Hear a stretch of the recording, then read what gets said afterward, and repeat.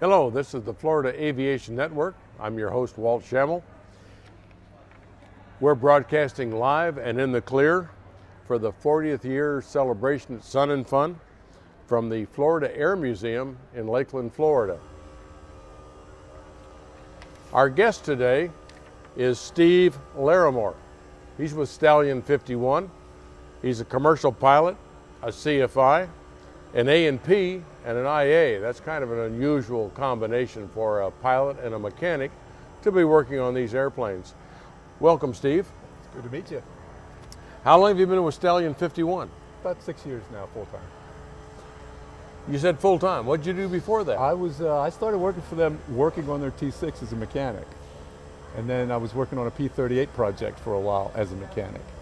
But I had a lot of time as a T6 instructor already. So I was their backup T6 instructor, and then eventually became the full-time T6 instructor. Where'd you learn to fly the T6? I got most of that time barnstorming, believe it or not. But a friend of mine started a T6 company in St. Augustine, Florida, and I went to work for him, and it was just the two of us at first. And we did thousands of hours of T6 flights in 2, then 3, and then eventually we got 4 T6s all over the country. So I got a lot of time in a lot of different places and a lot of different conditions.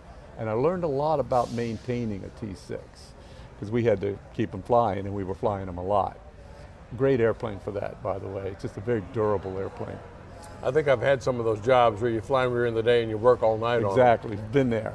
You know, they have to be ready to fly in the morning for revenue flights. So we had a real system going with that company where one of the airplanes would be worked on during the week while the other 2 flew, and then all 3 would fly on the weekend. So every 3 weeks, all the airplanes were getting at least a 100-hour inspection. So you can keep them going like that, but you have to have full-time maintenance people. That's a lot of work. Did you ever fly up north into Canada, Alaska with them? I did. I flew out of Alaska for a month. It was the warmest, driest July in Alaskan memory, and we got to fly a T6 every day, right up till 10 o'clock at night, and for 1 month. That was nice. What part of Alaska were you in? That was Anchorage. Anchorage? Yep. Yep. The big city? The big city. Yes, that was very interesting. Well, you do all the T6 training. That's right. Tell us a little bit about what training you would give a pilot that's been flying, say a 172 or something of that size to get into the T6. A lot of this really revolves around how much tail dragger time they have. The T6 is a little bit of a bear on the ground, mostly landing, because the rudder becomes ineffective in a 3-point attitude, and you have to be on top of your directional control in a T6. It's not a beginner's airplane.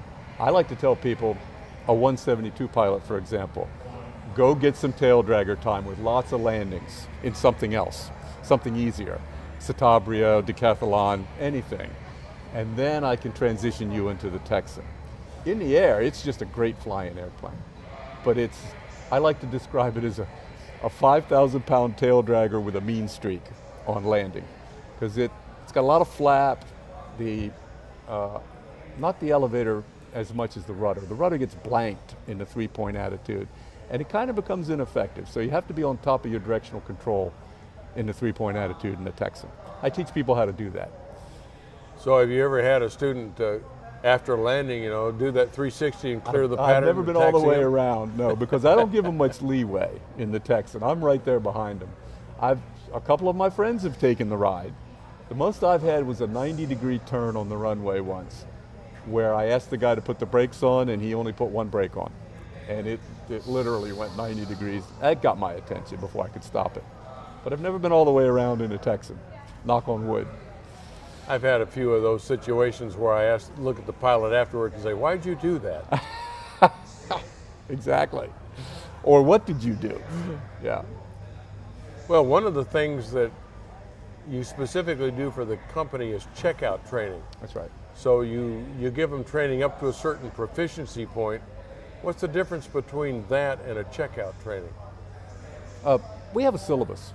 It's about a 10 or 12 hour syllabus that to get through the Stallion 51 training syllabus, you have to complete all the aspects of that syllabus. It's going to take the fast guys can do it in 8 or 9 hours.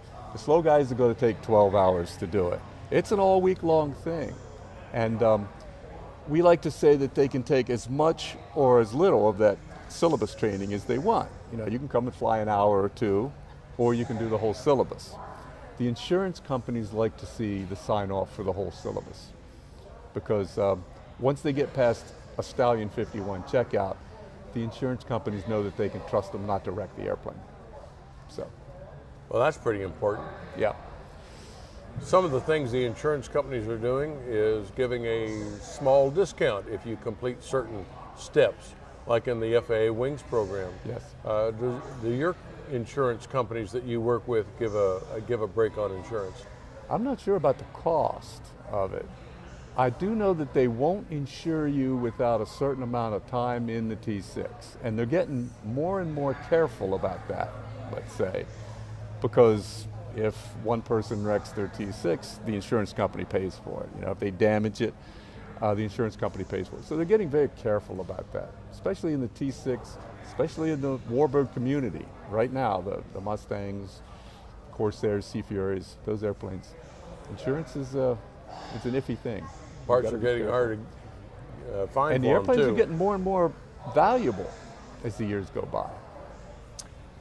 Your transition training into the Mustang, what are you specifically looking for, and what are your procedures to transition into the 51? The Texan is a great trainer for the Mustang. It was in World War II. They used to call it the pilot maker. It still is. It's the entry-level airplane for the larger warbirds, the high-powered, 2,000 horsepower, big engine, single-engine warbirds.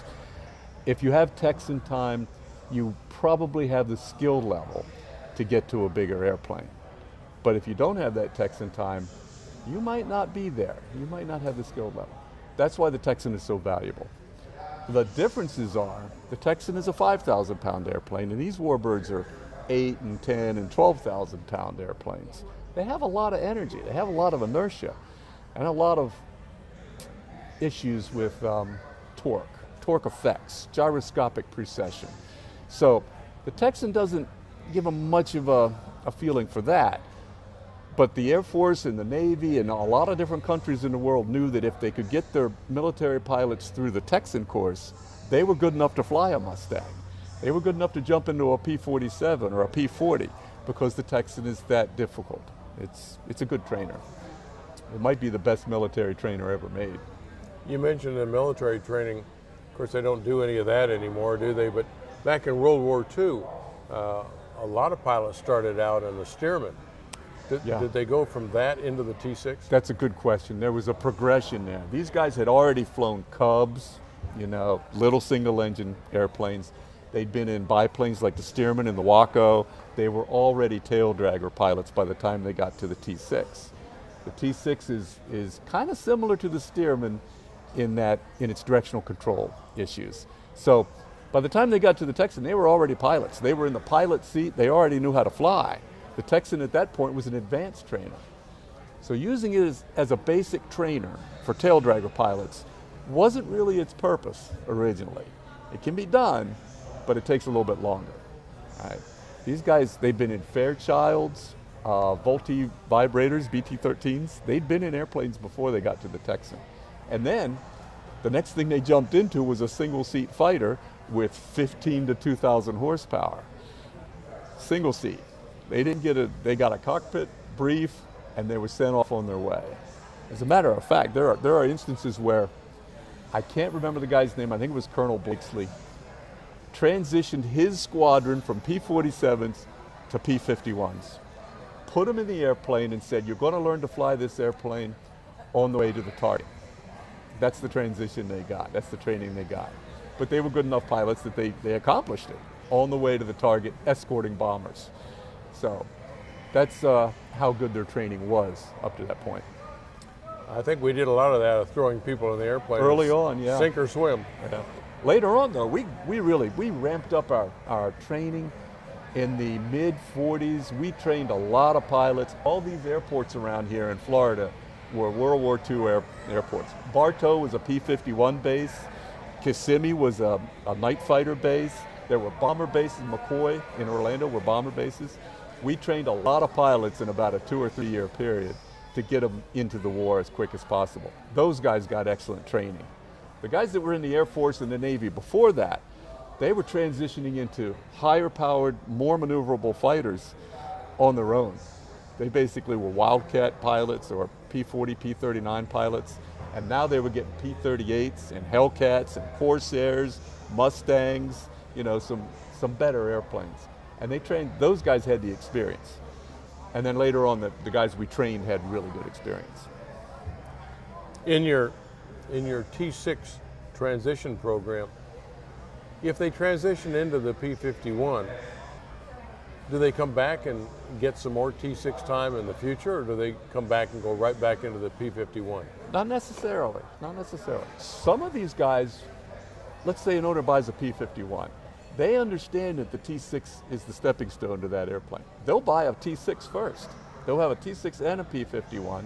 They'll train with me or somebody else in the T6, build up some time, and then go to their P-51 training. Those guys are ready. That's really the way to do it, the way they did it in the military back in the 40s. So there are differences in the airplane. For the Mustang, it's an 8,000 pound operating weight. They operated them during the war at 10 and 12,000 pounds, but we've got an 8,000 pound airplane. It's kind of a hot rod. It's light for a Mustang. We're operating 1,700 horsepower, you know, very high powered airplane. It's a real hot rod. The T6 isn't. So some of the things I teach them in the T6 at Stallion 51 translate directly into the Mustang. So we kind of changed the T6 training a little bit. For example, in World War II, all the old-timer guys always did 3-point landings. They didn't land them 2-point very often. You know what I'm talking about, 3 and 2 point? Right. Okay. I teach 2-point landings because that's what we teach in the Mustang. Now we do 3-point landings, but we're not emphasizing a 3-point landing every time like they used to. So we've changed the training in the Texan up to match the skills they're going to need in the Mustang later on. But not much. It doesn't take much. I find that interesting because it seems to be about half the instructors say they always teach 3-point, the other half, and I'm in the other half that said, no, we'll do a wheel landing and keep it under control. Exactly, exactly. With the Texan, my whole lecture on this is kind of interesting. In full flaps in a Texan, you realize the flaps go all the way under the center section, right? There's only about this much room under the center section flap to let air through to get to the rudder. When you get to the 3-point attitude, there's not a whole lot of clean air getting to the rudder. So you want to teach them reduced flap techniques. There are certain crosswinds. Now, remember, back in the day, they were landing into the wind more. They had round airports, they had triangle airports. They didn't have that many crosswind runways. They had a lot of grass airports. Now we're operating where we see a lot more crosswinds, single runway operations with the wind always blowing across it. There are certain crosswind conditions that you can't land a T6 in 3-point and still maintain directional control. 2-point, as you said, gives you more controllability. The rudder is up in the clean air longer, and you're at a slower speed when you reach the 3-point attitude. So it's not, let's say you can increase your crosswind capability by landing 2-point instead of 3-point. You can still land at 3-point, but if you touch down, let me go a little farther with this. The 3-point attitude, full flap in a Texan, the stall speed is 63 miles an hour. It's one of those airplanes where you actually touch all 3 wheels down at the stall speed. You can do a true full stall landing in a Texan. But you don't have as much directional control. So if you're landing in a crosswind, 3-point, which is actually 2-point because you got a wing down, right? And a gust comes up, it can exceed your crosswind capability in a second. That airplane's going to weather vane into the wind because you landed it too slow. If you come in and landed 2-point, actually on 1 wheel, you've got a lot more rudder control, so you can handle a stronger crosswind farther into the landing roll. So we make them do 3-point landings. We do both. And anybody that tells you that they only do 3-point landings or 2-point landings is missing the boat completely. They should be able to do both. I had a Navy pilot that wanted to check out in a 172, and that's pretty simple. easy airplane to fly, and he'd been flying jet fighters and quite a lot of experience. Yeah. And we came in for the first landing, about a 8-9 knot crosswind, Yeah. and he misses. He's a Navy guy. Yeah, he goes around. I said, "What's They the never matter?" had He said, "I'm waiting crosswinds for in the the runway Navy." to swing into the wind." Exactly. That's All a good right. story. Well, Steve, thank you very much. Appreciate you joining us You're for welcome. our 40th anniversary. You're welcome. And we're glad that you could be with us to celebrate 40 great years of sun and fun. All right. And thank you for joining us with the Florida Aviation Network. And I'm your host, Walt Schammel. And we'll be seeing you on the next one.